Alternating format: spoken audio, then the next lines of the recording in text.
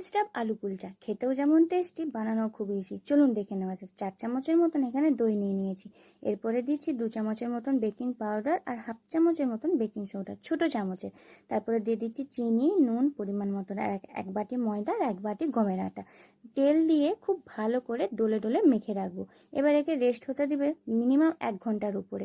এবারে এর মধ্যে এতে দিয়েছি আলু সিদ্ধ করতে আর চিকেনটাকে খুব ভালো করে নুন হলুদ দিয়ে আর গোলমরিচ দিয়ে সিদ্ধ করে নিয়েছি।